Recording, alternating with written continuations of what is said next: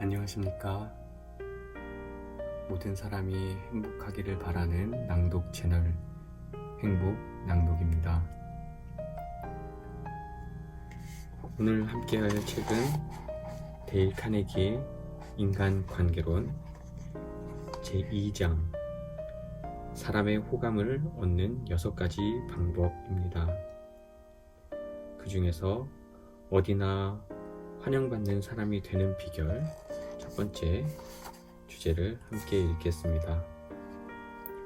이번 시간을 통해서도 여러분들이 행복하시길 바라고 또 행복에 더 가까이 나가시기를 바랍니다. 어디에서나 환영받는 사람이 되는 비결. 친구를 사귀는 방법을 알고 싶어 이 책을 읽고 있는가? 그렇다면 이 세상에서 친구를 가장 잘 사귀는 사람의 기술을 배우면 어떨까? 과연 그는 누구일까? 당신은 내일 길에서 그를 만나게 될지도 모른다. 당신이 3m 내로 접근하면 그는 꼬리를 흔들기 시작한다. 멈춰 서서 쓰다듬으면 좋아서 펄쩍펄쩍 뛰면서 얼마나 당신을 좋아하는지 표현할 것이다. 그리고 당신은 그의 이런 애정 표현이 부동산을 팔고 싶다거나 당신과 결혼하고 싶어서 그러는 게 아니라는 걸 알고 있다. 생존을 위해 일할 필요가 없는 유일한 동물이 개라는 사실을 생각해 본 적이 있는가? 닭은 달걀을 낳아야 하고 젖소는 우유를 생산해야 하며 카나리아는 노래를 불러야 한다. 하지만 개는 사람에게 오직 사랑만 주며 살아간다. 내가 5살 때 아버지는 50센트를 주고 노란 강아지를 사왔다. 그 강아지는 내 유년 시절의 행복이요 기쁨이었다. 매일 오후 4시 반쯤이면 강아지는 앞마당에 앉아 예쁜 눈으로 거리를 지켜보고 있었다. 그러다가 내 목소리가 들리거나 도시락통을 휘두르는 내 모습이 보이기만 하면 숨도 쉬지 않고 총알같이 언덕을 달려와 나를 반기며 펄쩍펄쩍 뛰어오르고 너무나 기뻐 지저대곤 했다. 내 강아지 티피는 5년간 변함없는 내 단짝 친구였다. 그리고 아직도 잊을 수 없는 비극적인 그날 밤, 티피는 내게서 몇 발짝 떨어지지 않은 곳에서 벼락을 맞고 죽었다. 티피의 죽음은 내 어린 시절의 비극이었다. 티피는 심리학에 관한 책을 읽은 적이 없다. 그럴 필요도 없었다. 티피는 다른 사람에게 진심으로 관심을 가지면 다른 사람의 관심을 끌려고 2년 동안 노력한 것보다 더 많은 친구를 2달 안에 사귈 수 있다는 사실을 본능적으로 알고 있었다. 이 부분을 반복해서 살펴보자. 다른 사람에게 진심으로 관심을 가지면 다른 사람의 관심을 끌려고 2년 동안 노력한 것보다 더 많은 친구를 2달 안에 사귈 수 있다. 하지만 누구나 알고 있듯이 평생 다른 사람의 관심을 받기 위해 노력하는 어리석은 실수를 하는 사람들이 있다. 물론 효과가 있을 리 없다. 사람들은 당신이나 내게 관심이 없다. 그들은 아침에도 점심에도 저녁에도 자기 자신에게만 관심이 있을 뿐이다. 뉴욕 전화회사에서는 전화 통화에서 가장 많이 사용하는 단어가 무엇인지 알아보는 연구를 진행했다.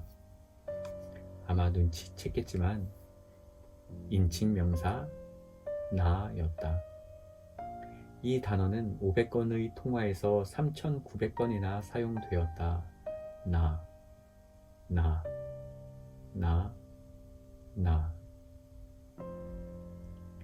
당신은 여럿이서 함께 찍은 단체 사진을 볼 때 누구의 얼굴을 가장 먼저 찾는가? 만일 다른 사람이 당신에게 관심이 있다고 한다면 다음 질문에 답해보라. 오늘 밤 당신이 죽는다면 장례식에 몇 명이나 올 것 같은가? 당신이 먼저 다른 사람에게 관심을 갖지 않는데 그 사람이 당신에게 관심을 가져야 할 이유가 무엇인가? 연필을 들고 아래에 답을 적어보라.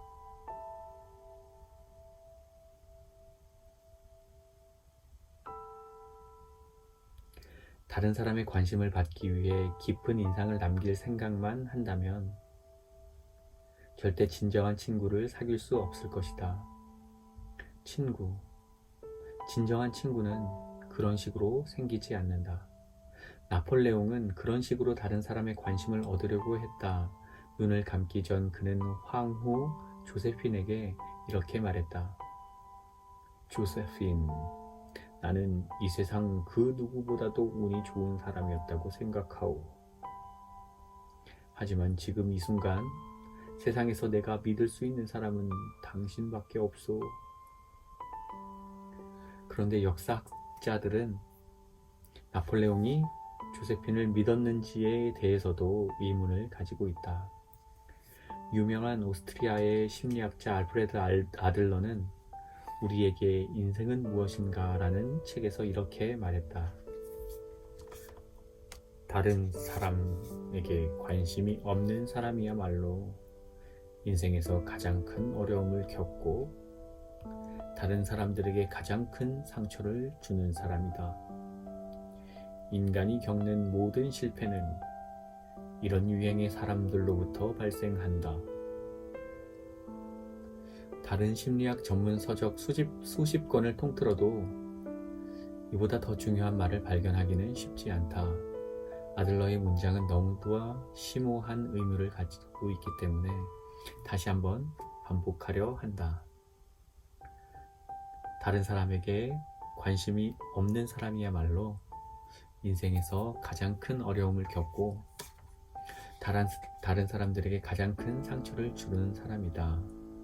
인간이 겪는 모든 실패는 이런 유형의 사람들로부터 발생한다. 나는 뉴욕 대학에서 단편소설 창작 강의를 들은 적이 있는데 한 번은 꽤 유명한 잡지의 편집장이 강의를 하러 왔다. 그는 편집실로 매일 들려 오는 수십 편의 소설 중 아무거나 골라 몇 문단만 읽어봐도 그 작가가 사람들에 대한 애정이 있는지 아닌지를 알 수 있다고 했다. 그러고는 이렇게 말했다. 작가가 사람들에 대해 애정을 갖고 있지 않으면 사람들도 그의 소설을 좋아하지 않아요. 이 완고한 편집장은 소설 창작 강의 중에 수업을 2번이나 멈추고는 설교를 늘어놓는 것 같아 미안하다 하면서 이렇게 말했다. 내가 지금 하고 있는 이야기는 목사들이 설교 시간에 하는 이야기와 똑같아요. 하지만 이걸 반드시 기억해야 돼요. 성공적인 소설가가 되고 싶다면 사람들에게 관심을 가져야만 합니다. 이것이 소설을 쓸 때 맞는 말이라면 사람을 다룰 때는 더욱 맞는 말이다. 나는 마술사들 가운데 최고로 인정받는 하워드 서스턴이 마지막 브로드웨이 공연을 하는 날 저녁 그의 분장실에서 시간을 보냈다. 그는 40년간 여러 차례 전 세계 여행을 하며 환상적인 무대를 만들어내 관객들을 현혹시키고 숨이 막힐 정도로 놀라운 장면을 연출했다. 6천만 명 이상이 그의 쇼 입장권을 샀으며 그는 200만 달러 가까이 수익을 남겼다. 나는 서스턴에게 성공의 비밀을 알려달라고 말했다. 그는 어릴 때 가출해 떠돌이 일꾼으로 살았다. 기차 화물칸을 타고 다니며 건초 더미에서 자고 집집마다 음식을 구걸하며 화물차에서 선로 표지판을 보며 글을 배웠다. 그래서 그의 성공은 학교 교육과는 아무 상관이 없었다. 그에게 마술에 대한 뛰어난 지식이 있었던 걸까? 아니다. 그는 이 세상에 마술에 대한 책이 수백 권 있을 뿐 아니라 자기만큼 마술을 잘 아는 사람도 수십 명에 달한다고 했다. 하지만 그는 다른 사람이 가지지 못한 두 가지 능력을 갖고 있었다. 첫째, 그는 무대에서 스스로를 드러내는 능력이 있었다. 그는 쇼맨십이 탁월했다. 둘째, 그는 인간의 본성을 잘 알고 있었다. 모든 행동이나 몸짓, 목소리의 억양, 심지어 눈썹을 치켜 올리는 것 하나까지도 사전에 신중하게 연습했고 행동을 초 단위로 계획했다. 그러나 이 두 가지 능력에 더해 서스터는 다른 사람에게 진정한 관심을 갖고 있었다. 그의 말에 따르면 많은 마술사가 관객을 보고 이렇게 혼잣말을 한다고 한다. 저기 또 어수룩한 놈이 우글우글하군. 전부 시골 뜨기들이야. 문제없이 속일 수 있겠어. 그러나 서스터는 완전히 달랐다. 그는 무대에 오를 때마다 이렇게 말한다고 한다. 이 사람들이 나를 보러 와줘서 너무나 고마워. 이 사람들 덕분에 나는 편안하게 살 수 있는 거야. 내가 할 수 있는 최고의 것을 보여주겠어. 그는 무대에 오르기 전 몇 번이고 이렇게 되는다고 했다. 나는 관객을 사랑한다. 나는 관객을 사랑한다. 우스꽝스럽다고? 말도 안 된다고. 마음대로 생각해도 좋다. 나는 단지 역대 최고의 유명 마술사 중 한 명의 비법을 그대로 전할 뿐이다. 슈만 하이크 부인도 비슷한 이야기를 해주었다. 그녀는 배고픔과 슬픔에 아이들과 동반 자살을 하려고 했을 정도로 비극적인 삶을 살았다. 그럼에도 불구하고 그녀는 노래를 계속했고 마침내 청중에게 감동을 선사하는 최고의 바그너 가수가 되었다.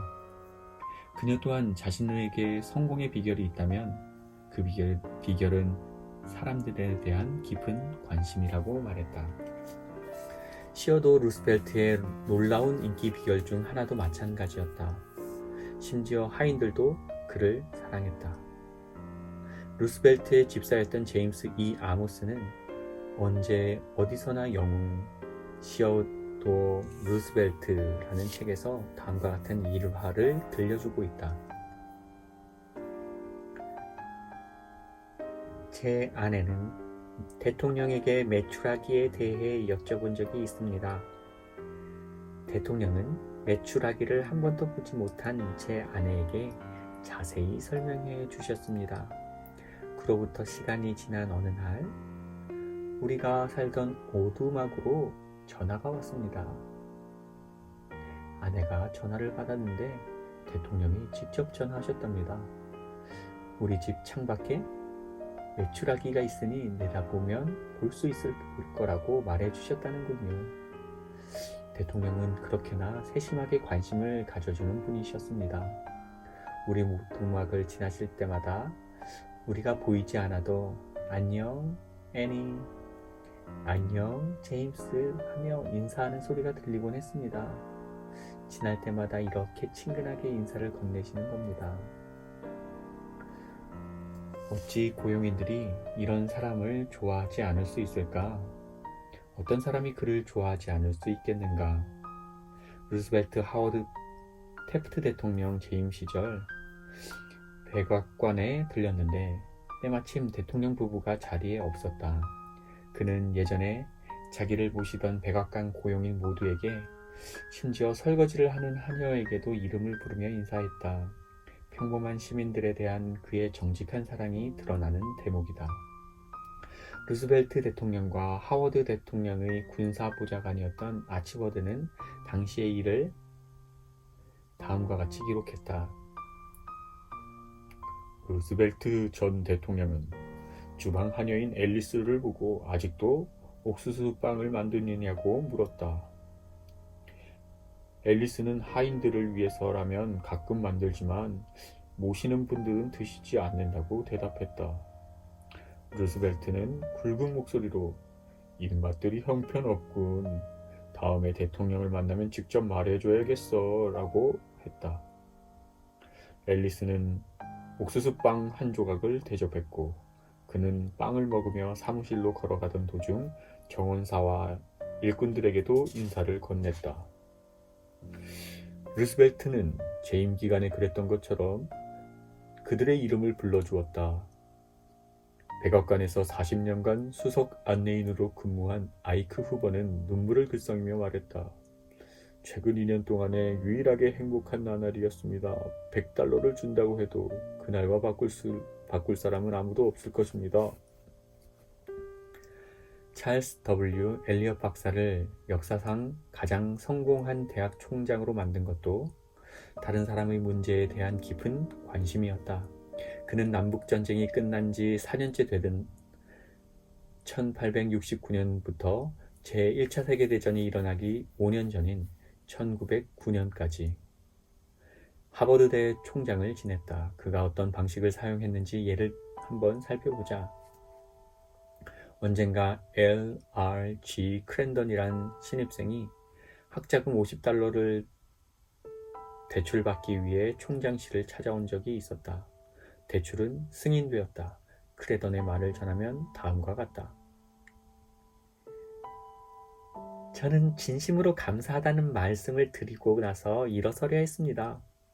그런데 총장님이 잠깐 앉아보게 라고 하시더군요. 그러더니 놀랍게도 이런 말씀을 해주셨습니다. 자네가 혼자 자취한다고 들었네. 끼니를 잘 챙겨 먹는다면 그것도 나쁜 일은 아니지. 나도 대학 다닐 때 자취를 했다네. 혹시 송아지 고기를 요리해 본 적 있나?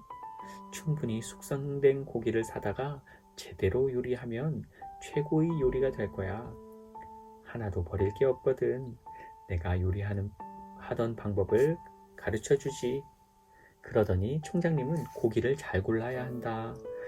국물을 졸여서 젤리가 될 정도로 천천히 요리해야 한다. 고기를 잘게 자르려면 어떻게 해라. 누를 때는 냄비 안에 작은 냄비를 넣고 눌러라. 그리고 식혀서 먹어라 등등의 얘기를 해주셨습니다. 나는 누군가에게 진심으로 관심을 가진다면 그의 관심과 시간, 협력을 얻어낼 수 있다는 사실을 개인적인 경험을 통해서 깨달았다. 심지어 그가 엄청난 유명한 인사라 하더라도 말이다. 실제로 이런 일이 있었다. 몇 년 전에 나는 브루클린 예술과학재단에서 문학 창작 수업을 맡은 적이 있었다. 나와 학생들은 캐서린 노리스, 페니 허스트, 아이다 타벨, 엘버트 페이슨 터훈, 루퍼트 휴즈 등 많은 유명 작가들이 수업에 와서 그들의 경험을 들려주기를 원했다. 그래서 우리는 그들의 작품을 존경하며 조언을 듣고 성공의 비결을 배우고 싶다는 서신을 그들에게 보냈다. 150명의 학생들이 편지받아 서명했다. 우리는 그들이 바빠서 강의를 준비하기 어렵다는 점을 알고 있었다. 그래서 작가들이 자기 자신이나 또는 자기 작업 방식에 대해 대답할 수 있는 질문 목록을 같이 보냈다. 작가들은 이 점을 마음에 들어했다. 누가 좋아하지 않겠는가. 이렇게 해서 그들은 멀리 브루클린에서 와서 직접 강의에 응해 주었다. 같은 방법으로 시어도 루스벨트 대통령 아래에서 재무장관을 지낸 레슬리 M. 쇼 태프트 대통령 시절 법무장관이었던 조지 W. 위커샴, 윌리엄 제임스 브라이언, 프랭클린 D. 루스벨트를 비롯한 여러 유명 인사들을 설득해 내 교육과정에 초청해 강연을 하도록 했다. 공장 노동자든 사무직 직원이든 왕좌에 앉아있는 왕이든 누구나 자신을 존경해주는 사람을 좋아한다. 독일 황제 빌헬름의 예를 들어보자. 제1차 세계대전이 끝나면서 그는 이 세상에서 가장 경멸받는 인물이었을 것이다. 그가 목숨을 보존하려고 네덜란드로 망명했을 때 조국마저도 그에게 등을 돌렸다. 그에게 대한 증오가 너무나 강렬해서 그의 팔다리를 갈갈이 찢어놓거나 화형을 시켜야 마땅하다고 생각하는 사람이 수백만이었다. 산불처럼 분노가 치솟는 가운데 한 어린 소년이 친절과 존경이 가득한 단순하지만 진심 담긴 편지를 황제에게 보냈다. 이 소년은 다른 사람이 뭐라고 생각하든 그는 빌헬름을 언제나 황제로서 사랑할 거라고 했다. 황제는 이 편지에 깊이 감동을 받아 소년을 자신의 집에 초대했다. 소년은 엄마와 함께 방문했고 황제는 후에 소년의 엄마와 결혼했다. 이 소년은 어떻게 친구를 사귀고 사람들에게 영향력을 미칠 것인지에 관한 책을 읽을 필요가 없었다. 소년은 본능적으로 그 방법을 알고 있었다. 친구를 만들고 싶다면 다른 사람을 위해 뭔가 해주려고 노력하자. 이를 위해서 시간과 노력, 이타심과 배려가 필요하다. 윈저공이 영국이 황세자였을 때 그는 남아메리카를 돌아볼 기회가 있었다. 그는 출발하기 몇 달 전부터 스페인어를 공부해서 스페인어로 연설했고 그 이후 남아메리카 사람들은 그를 좋아하게 되었다. 나는 친구들의 생일을 알아내기 위해 수년간 노력했다. 어떻게 했을까? 나는 점성학에 관해 아는 바가 거의 없지만 생일이 성격이나 기질과 관련이 있다는 걸 믿냐고 친구들에게 물어보았다. 그리고 생일을 말해달라고 했다. 만약 친구가 11월 24일이라고 말하면 마음속으로 11월 24일, 11월 24일 하고 되뇌었다. 그러다가 친구가 한눈 파이는 사이에 이름과 생일을 적어두었다가 나중에 생일 기록장에 옮겨 적었다. 그리고 매년 초 이 생일을 달력에 표시해 두었기 때문에 생일이 다가오면 금방 알 수 있었다. 친구의 생일이 다가오면 나는 편지나 전부를 보냈다. 이 작전은 대성공이었다. 내가 생일을 기억해준 유일한 사람인 경우도 많았다. 친구를 많이 만들고 싶다면 활기차고 적극적인 태도로 사람을 맞이하라. 전화를 받을 때도 같은 심리를 활용할 수 있다. 여보세요라는 한마디에 상대방이 전화를 받았다는 사실이 얼마나 기쁜지 드러내도록 하자. 뉴욕 전화회사는 교환원들이 번호를 말씀해 주세요라는 말을 할 때 마치 안녕하세요, 전화 주셔서 감사합니다 라는 어감을 느낄 수 있도록 훈련시키고 있다. 이처럼 많은 기업들이 전화 상담원에게 모든 고객을 관심과 열정이 느껴지는 목소리 톤으로 대하도록 교육시킨다. 그러면 전화한 사람은 그 회사가 자신에게 관심을 가진다고 느끼게 된다. 내일 전화를 받을 때는 이 사실을 기억하자. 뉴욕시계에 있는 대형 은행에서 일하는 찰스 R. 월터스는 특정 기업에 대한 비밀 보고서를 준비하라는 업무 지시를 받았다. 그가 알기로 그 당시 이런 긴급하게 필요한 정보를 가지고 있는 사람은 딱 한 사람뿐이었다. 월터스가 사장실로 안내되었을 때 비서가 문틈으로 머리를 들이밀더니 사장에게 그날은 우표가 없다고 이야기했다.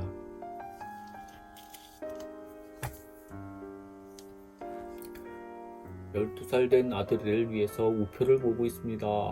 사장은 월터스에게 설명했다. 월터스는 찾아온 용건을 설명한 다음 몇 가지 질문을 했다. 사장은 애매하고 일반적이고 모호한 태도로 일관했다. 그는 이야기하고 싶어 하지 않았고 어떤 수를 써도 말문을 열지 않을 것 같았다. 인터뷰는 짧고 성과도 없었다. 후에 월터스는 내 강의에 와서 이렇게 이야기했다. 솔직히 말하면 어떻게 해야 할지 모르겠더라고요. 그런데 사장의 비서가 한 이야기가 문득 떠오르더군요. 우표, 12살 난 아들. 그리고 우리 은행의 해외 부서에서도 우표를 수집한다는 사실을 떠올렸죠. 세계 7대양을 건너 서로 다른 대륙에서 쏟아져 나오는 우편물. 거기서 떼어낸 우표 말이에요. 그 다음날 오후에 다시 방문해서 아들에게 줄 우표를 가져왔다는 말을 전해달라고 했어요. 사장이 날 반갑게 맞아주었냐고요? 당연하죠. 대선에 출마한 후보라도 그보다 더 열정적으로 악수하지는 못할걸요. 그는 미소를 띠며 무엇이든 해주려 하더군요. 우표를 소중한 보물이라도 다루는 듯 만지며 거듭 말했죠. 우리 아들 조지가 정말 좋아하겠는걸. 이것 좀 봐요. 이건 정말 보물이에요. 우리는 우표 이야기를 하고 그의 아들 사진도 함께 보면서 30분 정도를 보냈습니다. 이후 그는 1시간을 나와 함께 하면서 내가 원하는 정보를 모두 줬어요. 심지어 내가 그렇게 해달라고 말한 것도 아니었는데 말이에요. 그는 자기가 알고 있는 걸 전부 말해주고 부하 직원들까지 불러 물어보기까지 했지요. 동료들한테 전화하기도 했고요. 심지어 나에게 사실들, 수치, 다양한 기록과 보고서를 넘겨주었어요. 언론계 용어로 말하자면 제대로 특종을 잡은 셈이죠. 또 다른 예를 보자. 필라델피아의 C.M. 크나플 주니어는 대형 체인점에 연료를 공급하기 위해 수년 동안 애를 썼다. 하지만 그 회사는 연속해서 타 지역 공급처로부터 연료를 구입했고 보란듯이 크나플의 사무실 바로 앞 도로에 운반해 가곤 했다. 내 교육 프로그램을 수강하던 크나플은 어느 날 저녁 다른 수강생들 앞에서 대형 체인점에 대한 분노를 쏟아내며 국가적인 재앙이라며 낙인 찍어 말했다. 그러면서도 그는 왜 자신이 대형 체인점에 연료를 공급하지 못하는지도 모르고 있었다. 나는 그에게 다른 전략을 제안했다. 간단히 말하면 이렇다. 우리 수강생들끼리 대형 체인점의 성장이 국가적으로 이득보다는 손해가 크다라는 주제로 토론을 벌이기로 했다. 크나플은 내 제안에 따라 반대측에 섰다. 그는 대형 체인점을 옹호하는 편에 서기로 했고 그가 그렇게 싫어하던 대형 체인점의 임원에게 직접 찾아가서 말했다. 나는 연료를 구매해달라고 여기 온 게 아닙니다. 부탁을 하나 하러 왔습니다. 그는 토론에 대해서 설명했다. 내가 원하는 사실을 당신만큼 잘 아는 사람이 없어서 도움을 청하러 온 겁니다. 이번 토론에서 꼭 이기고 싶습니다. 어떤 도움이라도 주신다면 정말 감사하겠습니다. 나머지 이야기는 크나플에게 직접 듣도록 하자. 저는 정확히 1분만 시간을 내달라고 했어요. 그가 저를 만나준 것도 그런 조건 때문이었습니다. 제 사정을 이야기하자 그는 의자를 가리키며 앉으라고 하더니 정확히 1시간 47분 동안 이야기를 했습니다. 그는 대형 체인점에 대한 책을 쓴 또 다른 임원을 불렀어요.